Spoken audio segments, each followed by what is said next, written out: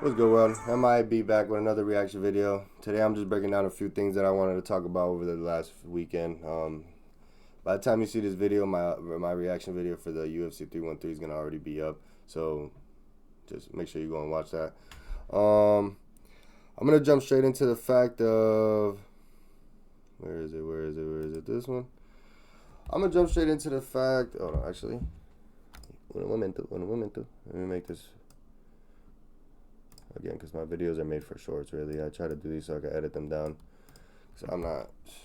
It just feels like that's what gets seen more, what's more popular is just to edit it down to shorts. And I'll still do these videos for whoever really watches the long one.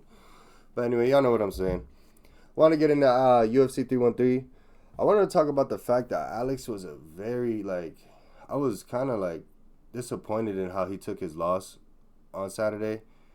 Instead of just saying the better man won that night and admitting that he was flat and he wasn't looking for the strike, I feel like him complaining about being held up against the cage is kind of like a sissy move. And I don't want to say it disrespectfully, but I feel like we're not in kickboxing. And all the fighters that chose to stay and striking with him and fight into his game, cool, that was their choice.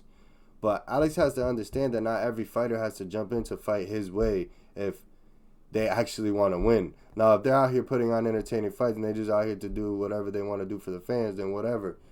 But when you're coming out here to actually win, you have to do whatever it takes to win, especially when it comes down to them 4th and 5th rounds, which are called championship rounds for a reason.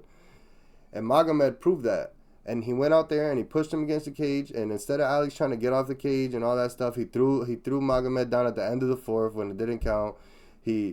He let Magomed hold him against the cage the whole time instead of trying to using his body and using his weight to try to get off of the cage. Or if he was trying to, he just couldn't, which is another plus for Magomed because this, again, I'm a MMA fan over the fun shit. I want to see the real best be the champion because if the real best isn't the champion, then there's no point of them having the belt.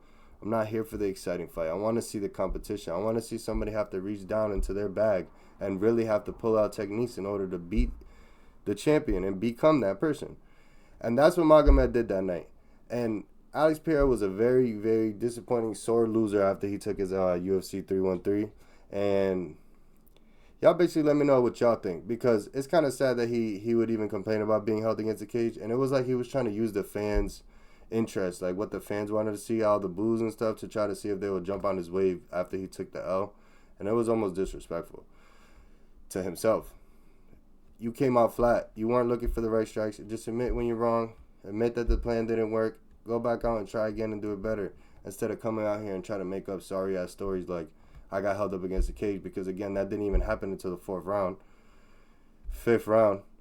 So, before that, what was the excuse there? And you got outstruck. So, which means you weren't throwing enough. And which was the reason why you probably didn't get the knockout you were looking for, because you were looking flat. Anyways, that's just one of the topics I want to talk about. Again, y'all let me know, that Alex looked flat on Saturday, and did he take the L like a man or did he take it like a sore loser? Appreciate y'all. Sheesh.